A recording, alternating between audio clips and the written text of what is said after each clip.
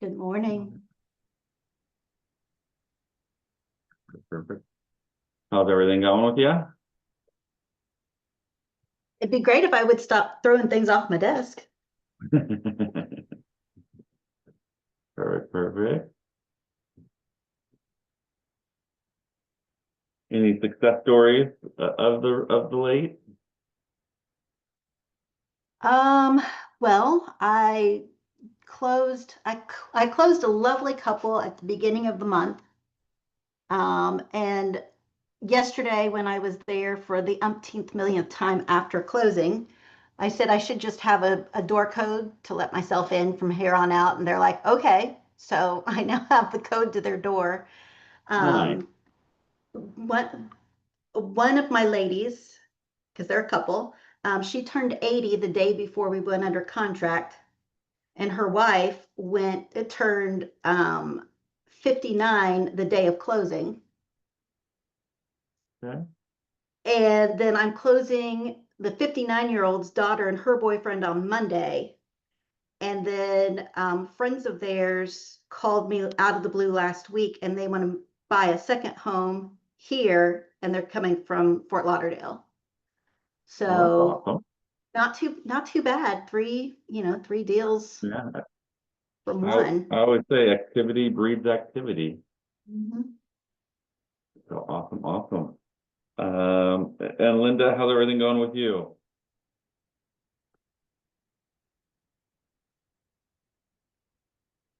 She's on mute. Um, we'll give it a couple of minutes, but yeah. Any success stories, Linda?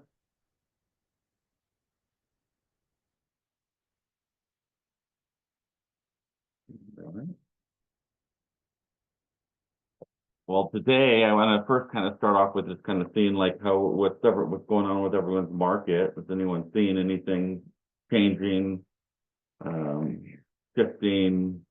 I know Florida kind of went through a shift a couple, probably 6, 7 months ago. I believe your guys' market has come into at least waking back up. Um, but what's going on with your market, Kristen? It's holding steady. So I'm in upstate South Carolina, so Greenville, Spartanburg. We're about an hour south of Asheville. And Spartanburg was just named like the number 10 fastest growing city.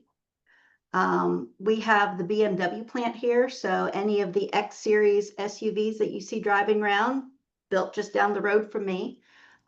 We have Michelin's North American headquarters here in Greenville. So it's steady but not fast. Okay, that's a good thing. And Frankie, what about you? How's your business? How's the market going over there? The market's going good. It's like, um, with everything that's going on with interest rates and all this other political stuff. So I got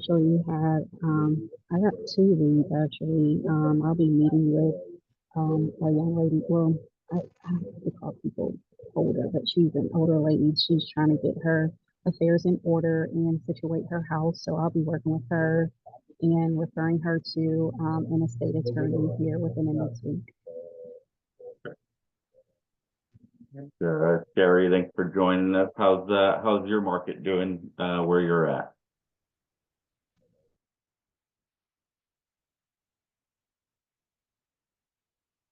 Good morning. Here in Michigan, we are just starting to turn a little bit. We're seeing houses that are staying on the market a little longer.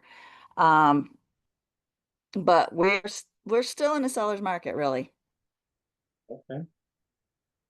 Yeah, I think all in all, I think we're due for a shift for the whole entire nation. I mean, we've been on a 15-year run of year-over-year positive appreciation, when generally over a 40-year period it usually has 7 to 10 year turn.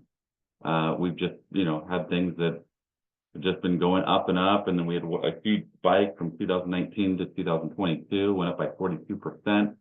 So we need a correction. We need a shift. We can't keep going up like this, or it's just going to become super, just completely unaffordable. And I think that's where we've hit. I know in California, ours took a fast turn. So I sold, or, I had 7 listings, last month, and they all sold within the first week, multiple offers, hundreds of people through the open house. In the beginning of June, it kind of was like, slowing down a little bit. I put 4 more houses on the market last week and a half, and it's like crickets. I mean, one hasn't even had one single phone call, and that's very unlike mine, because I completely underlist my properties.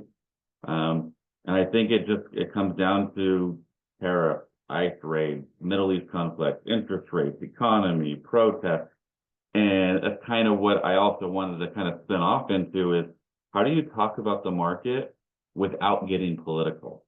Because I believe the political is a death trap. Like, if you start talking about politics and you start especially choosing sides, you are killing at least half of your business. And I mean, me personally, I don't care how convicted you are into what's going on, but if you sell out that that conflict, if you literally start talking about that conflict, you are risking at least half of your business, if not even more, because there might be people that believe on the same side of the political party as you, but they might not be as convicted as you or as extreme as you, and you might even turn them off. So I always tell everyone, like, on social media, I try to keep that to a nil. Now you can kind of say, hey, this is what's going on in the market, and I think it's because of X, Y, and Z, or buyer demand has slowed down because of X, Y, and Z, or people are afraid to make decisions right now because they're in fear of X, Y, and Z. But if you start choosing sides, I think that's where you're opening yourself up. We had a couple more people jump on. Mark, how's your market going where you're at? Hey there, good morning. Hot, hot, hot. I think the county that I reside in and is got about 1.6 months worth of inventory. Um, Milwaukee County, just to the east of me, where I do tend to do a lot more business, is just slightly higher than that. So, and then Kenosha, to the south of us, where I get into a little bit, is like, I think as of March was the 9th hottest market in the country. So, and a lot of Wow. that's driven by Uline, Amazon, and a lot of tech companies coming up to build in the less expensive southern Wisconsin climate along the coast there, very close in proximity to the lake and to the Chicago area, the Northern Illinois Exchange, and all that. So that's a really hot market that does then touch up on the south end of where I work. So it has some residual there. So it's really hot here, very stiff competition, still seeing, 40,000 over, people still losing competitive offers that way. I'm still seeing a good 20+% waiving inspections, a lot of Wow. appraisal gap, people paying seller's share of taxes or closing costs, et cetera, just to stay in the game. And then if they're a VA or government loan of any kind, or have a home sale contingency or just a home closing contingency, it's going even crazier just to be competitive. So And did you guys have the big spike up from 2019 to 2022? Like, you guys jumped up 42% in values during that time? no, yeah, so and I'm very grateful for that, and so because otherwise we would be seeing what you guys are. I feel that those your markets, California, Texas, Florida, Arizona, by and large, those in particular more so than some of the others in the belt around you, but all of you are suffering from too much too fast, and we were probably experiencing. In some pockets, 10 to 12% maybe, but by and large, somewhere in the 6 to 8, maybe 10% year over year through that period of time, and even since then, we're still experiencing a lot of that in some pockets of my market. So it's been a little bit less crazy, if you will. And I had a feeling that what is going on now in your market and Florida, et cetera, would happen because, 20%, 25% is just nuts. I mean, California went up by 42% in those three Oh years. my And God. you just, Yeah. yeah, you can't do that. And I think also we've come into, I mean, that's right. I'm a statistic person and really, analyze your market. Look at your market and look at from 2019 till now. Look at what the prices were. Look at what they are now, and just start computing the affordability. We've come to a lot of places just come to lack of affordability, and that's when you start pivoting and don't just start looking at your market, stop being a community realtor and really look at the market and go, okay, well, let's look at what is still moving. Let's look at where affordability is happening. I mean, investors, I mean, are 14.8% of the market. So they're a significant part of the market, and they're starting to go into the Midwest and into the South. Why? Because it's more Yes. affordable, because cap rates are better, rentals are keeping up with the value. So just because you can't sell a home here doesn't mean you can't sell a home otherwhere. I've sold three in Tennessee over the last 30, 60 days because my investors are like, wait a second, I can buy a house for 350,000. I can get $2,700 a month, which means I can put 20% down.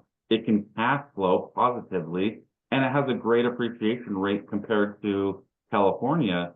So it's like, wait a second, we can still build wealth in other places.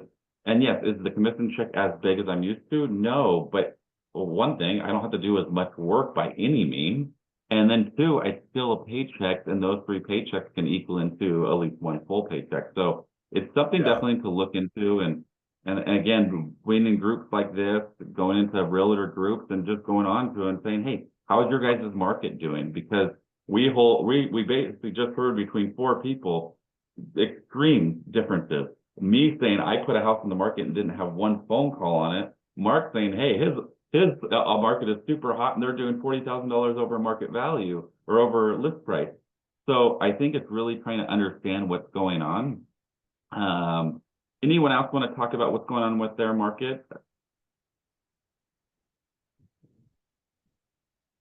And I guess Barbara, since thank nobody, you.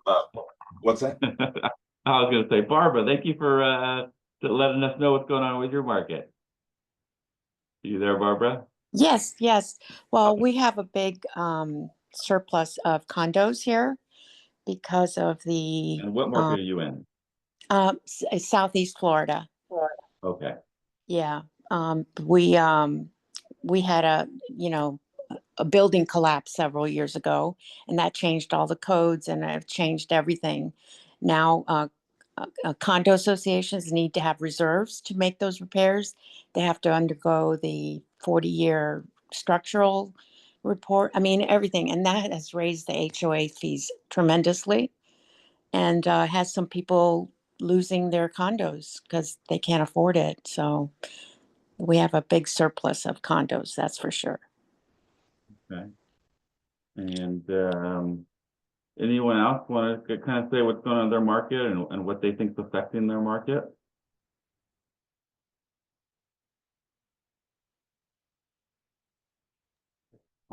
So I wanted Yeah. to comment on a couple of things that you just said, since nobody else seems to want to go.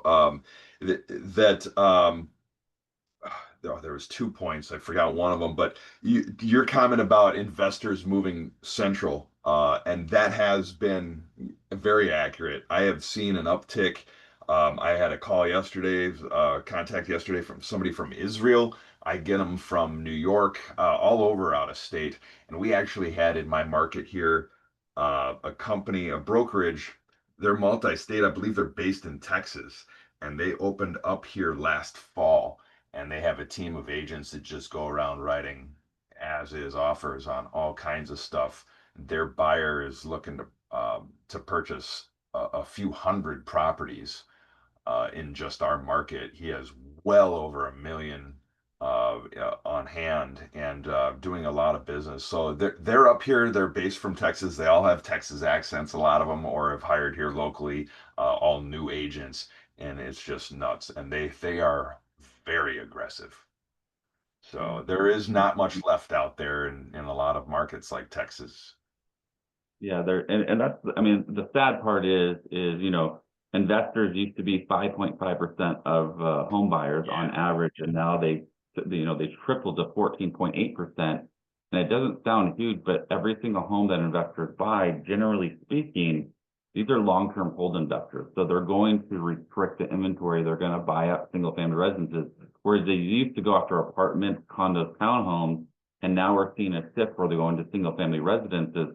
Some of them is because of the ADU laws, and some of it is because of the quality of tenant, as well as they figure that families, as they grow, it's still a big population of who, owns these homes. They can own the homes and now get the people to rent from them. Basically kill the American dream, in my opinion. So it's something just to 100%. look out for. And it's hard to compete. How do you tell your seller not to take the 30 to 40% down or the all cash offer that's above everybody else and it's going to close in 7 to 10 days or 21 days? How do you advise them not to take that just so a family can buy it? And like legally, I don't even know if we could do that. But I think it's also just before you get into the transaction, letting sellers know, hey, the investors are coming in and they're taking over our neighborhood. They're stealing our neighborhood. These fix and flippers are destroying our neighborhood.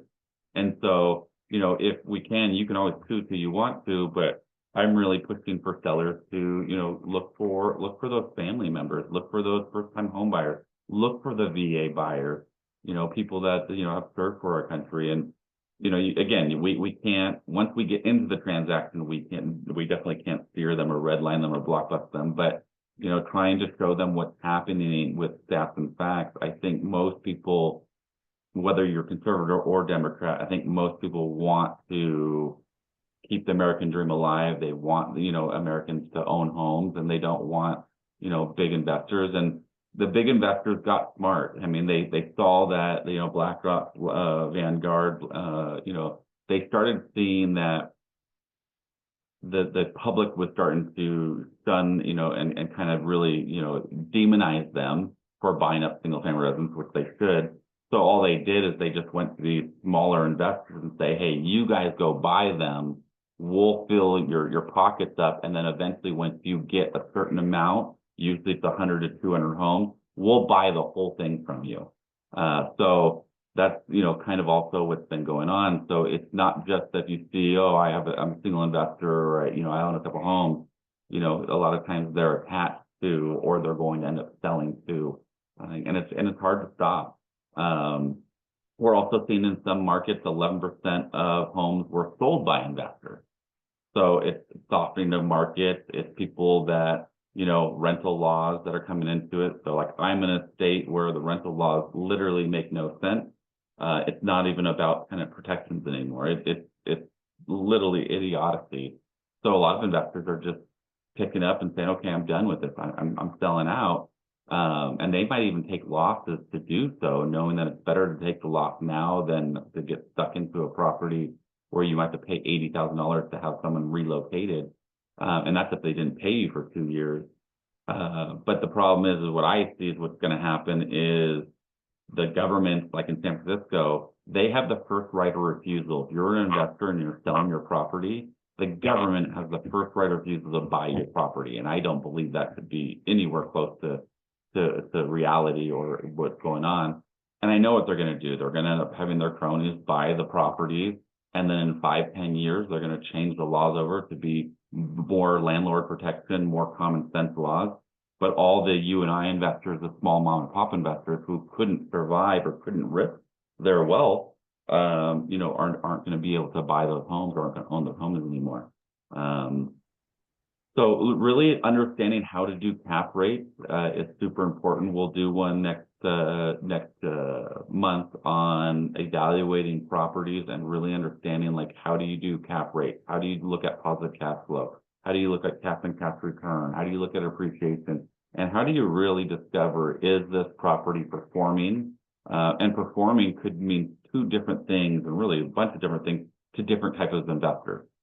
So, but a lot of investors, especially newer investors, think they're going to buy a home and they're going to cash flow $1,000 to $2,000 a month, and it's going to make them rich in 5 years. And that's just not the case for the most part of it, unless they're putting an extreme amount down. And if they're putting an extreme amount down, they might make good cash flow, but they're not going to build through generational wealth. So I think it's really having those conversations.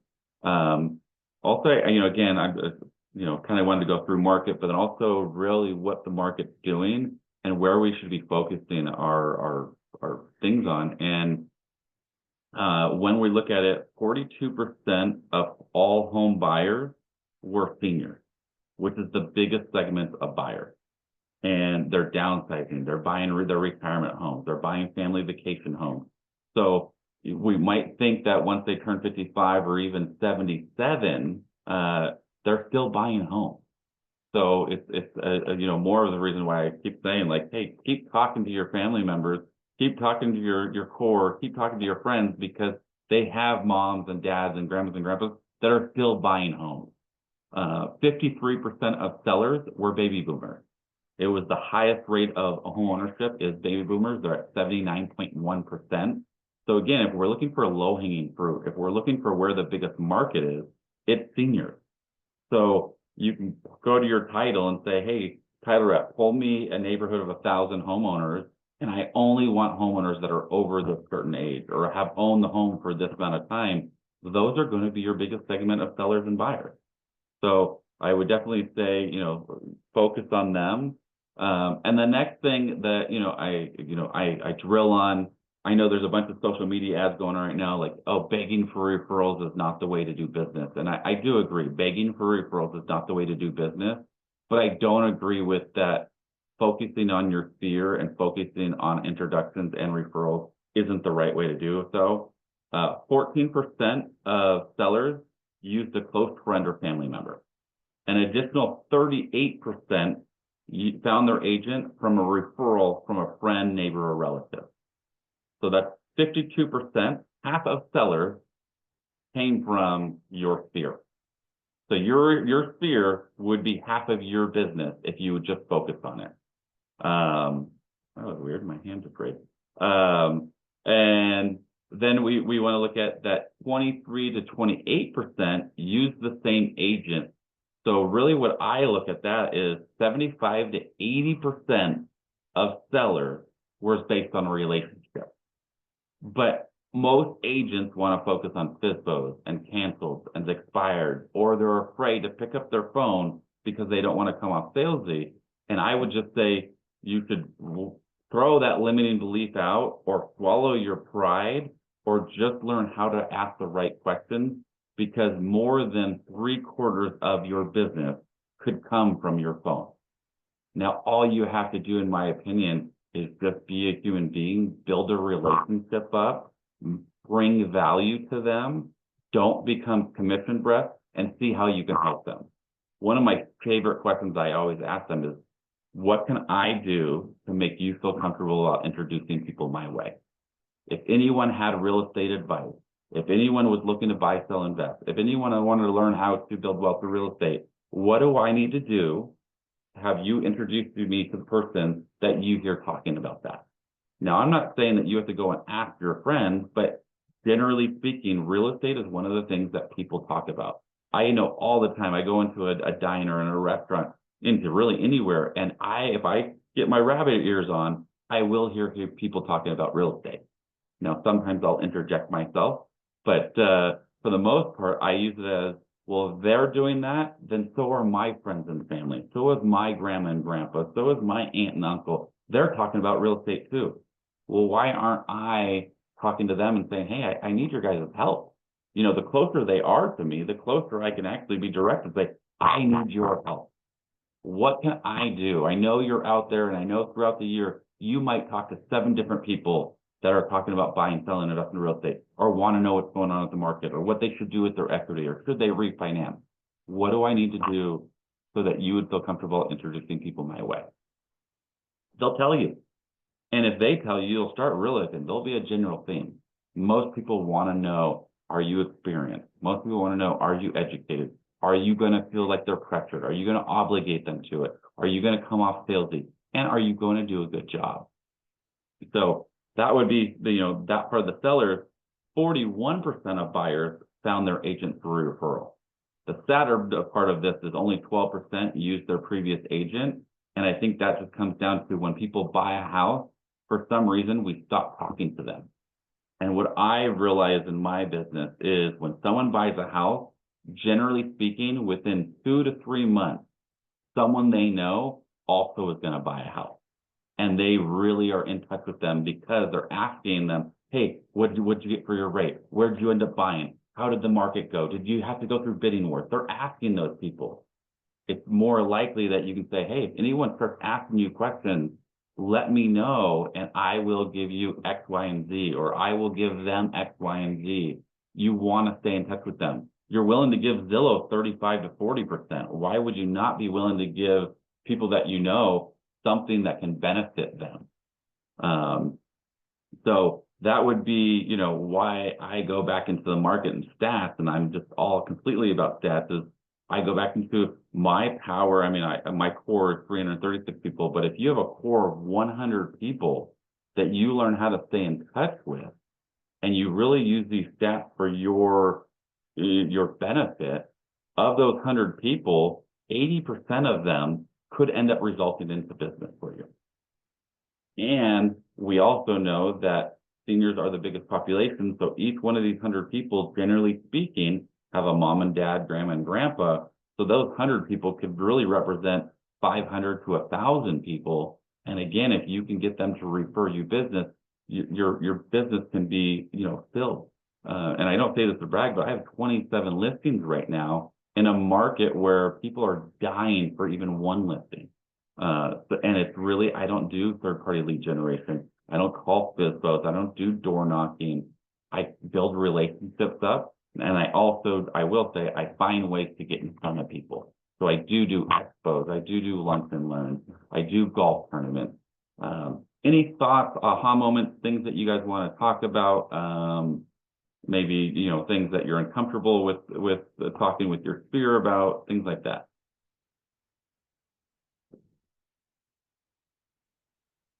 Going once. Going twice. No one has anything to say? We'll just sit here awkwardly silent. Well, I just did my first expo. What? Yeah, my How'd it very go? first. It went really well. I tried something different. Instead of being behind a table, which is the barrier, I was in front. I created like a little vignette with 2 chairs and a table. And, Okay. you know, I had a little, let's chat. And so, you know, it was just, let's have a conversation. What stage of life are you in? What are you doing? You know, so it worked out really well. And did you have conversations, any Yeah, appointments set? conversations. And I got, this is a assisted living that I'm building a relationship with. So the director came to my table and I'm meeting him next week. I also got a referral for one of my 20s plenty, and I got an appointment out of it. So it was, Seems like a win. Seems like a win to me. And how much was that yes. expo, if you don't mind me asking? How much was the Oh, booth? it was the donation to the assisted living. They just wanted a gift card. Oh, I donated $150. It was a $25 minimum, so it wasn't a big thing, you know. But I got it out of my system. I got my my setup. Now I know how to do it. I know the do's and don'ts. So yeah, it was a win for me. I think it'd be a win for anyone. $150 for potentially 3, a referral partner, a referral, and an appointment. I think that would be. I don't know where else you're going to spend $150 and get that kind of result. Plus, however many people that you at least got branded to and marketed to.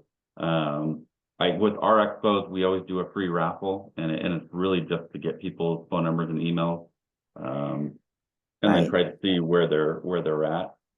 Hmm. So that would be a good thing. Anyone else have something that they want to speak on or bring up or?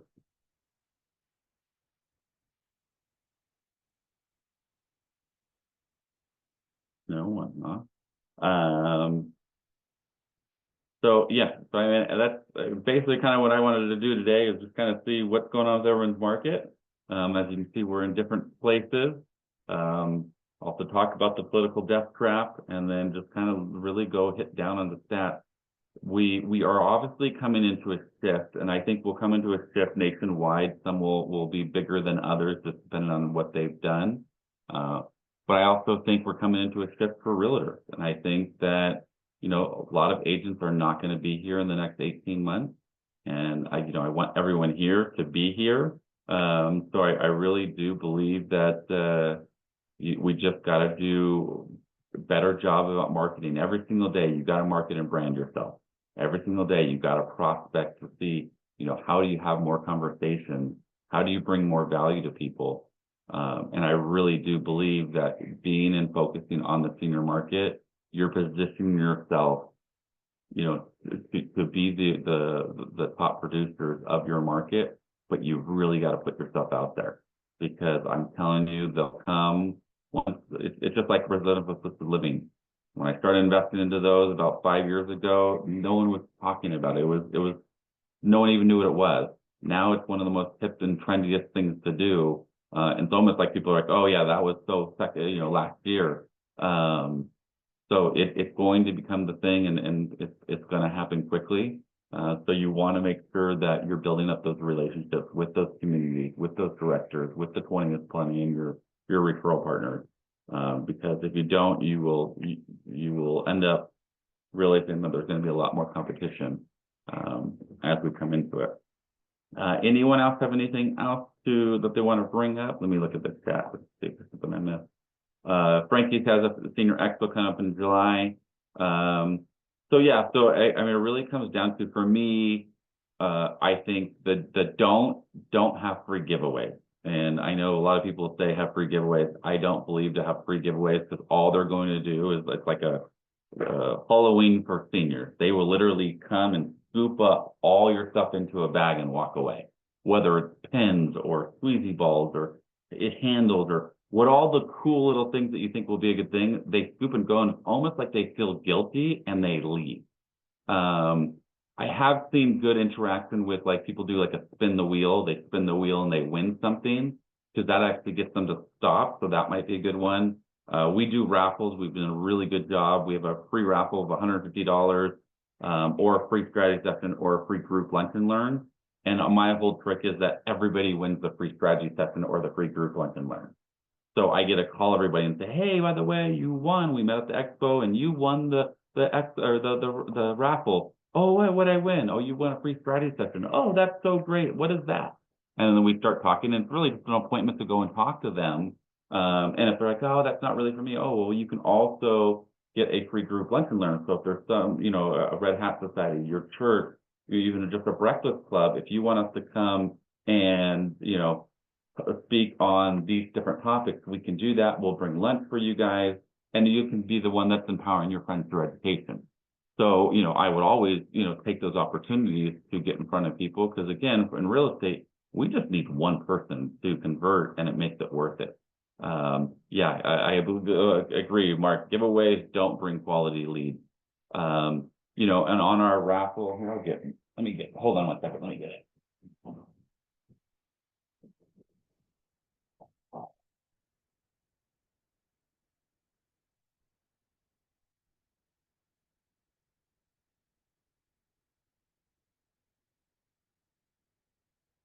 I misspoke, because actually my raffle tickets, I have them, I'm every half year, I basically take them all and I start going through them all again. But it's basically, has their name and number, ask for their name and number, and then I have some questions like, are you interested in learning more about estate planning, life insurance, downsizing made easy? And I basically kind of give a list of topics, knowing the value of your home, what are your senior living options? And it just gives me a kind of an indicator are they interested in something other than just getting the free raffle?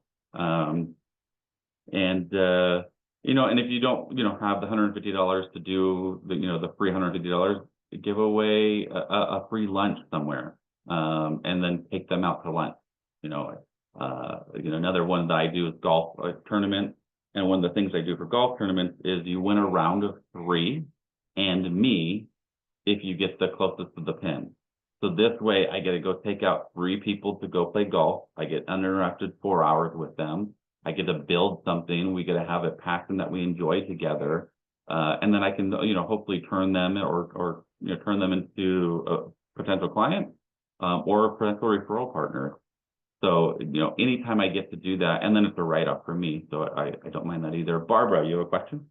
Yeah, so in asking them, do you need help with your will, those things you just mentioned, your will, your decluttering, whatever, they would ask me, are you an attorney?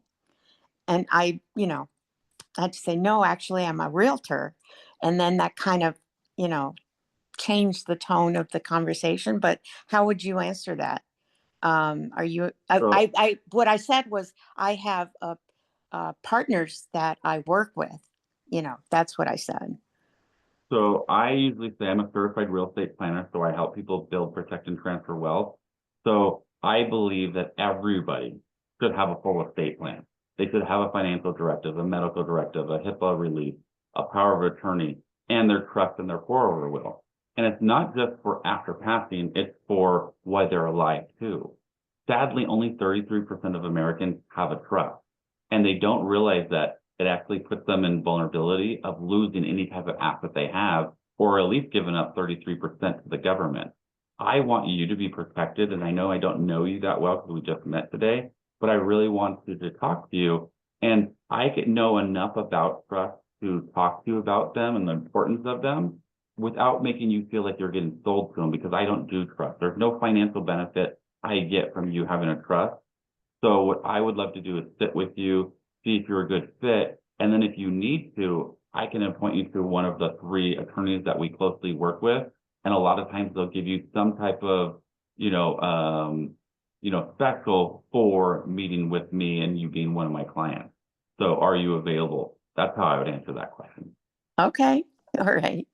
Yeah. And same with if someone said a tax planner or financial planner, because a lot of times, now if they're like, oh, well, I really need a trust. Oh, great. Do you want me to set you up an appointment? And what I can do is I can be there as your advocate to make sure that your well-being is being done, because sometimes trust attorneys make more in litigation than they do actually making the trust.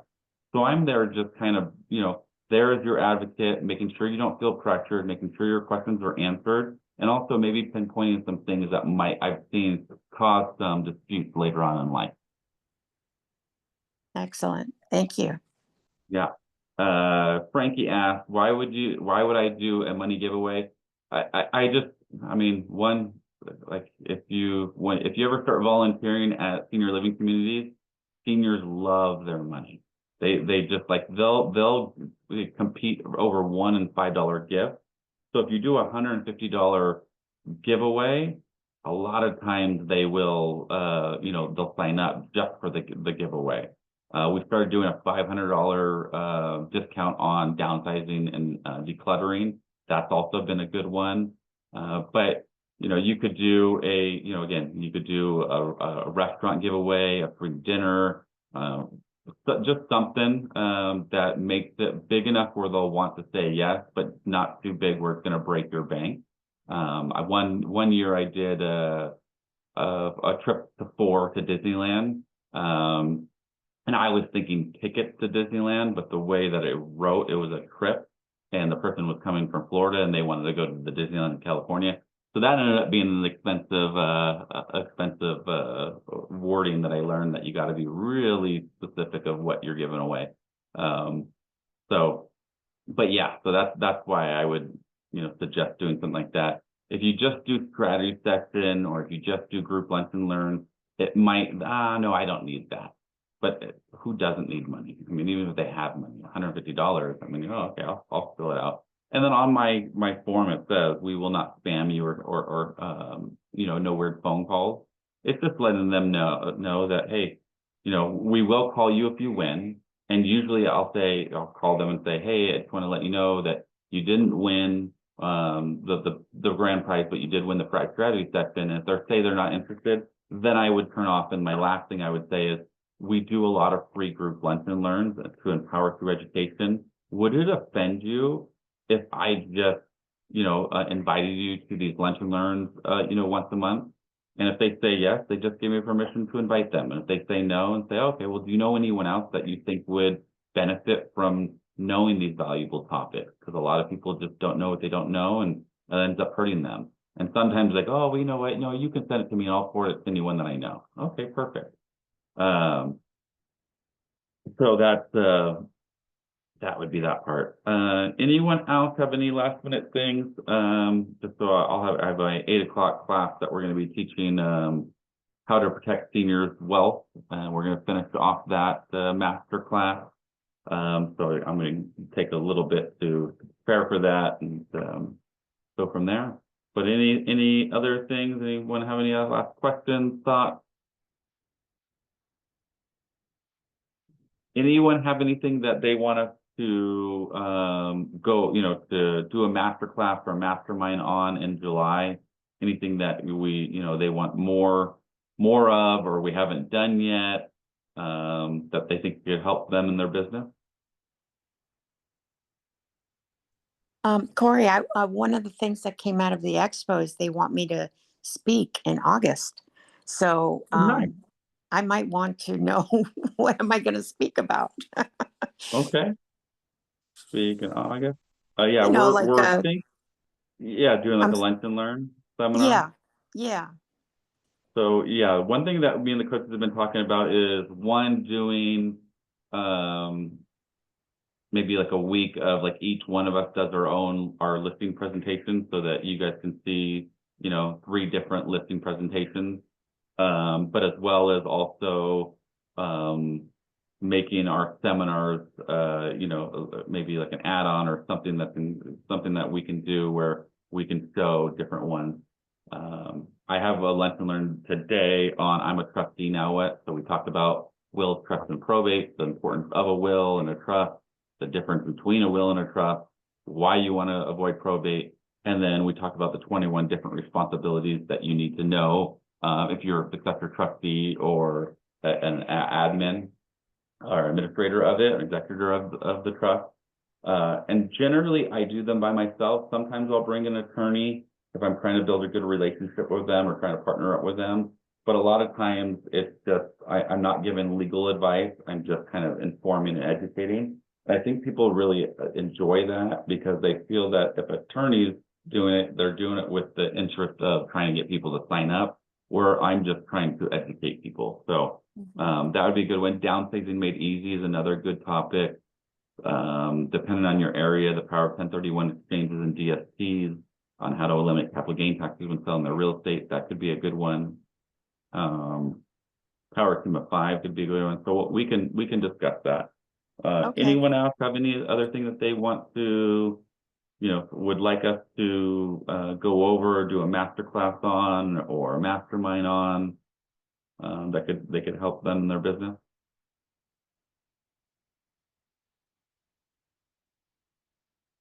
All right.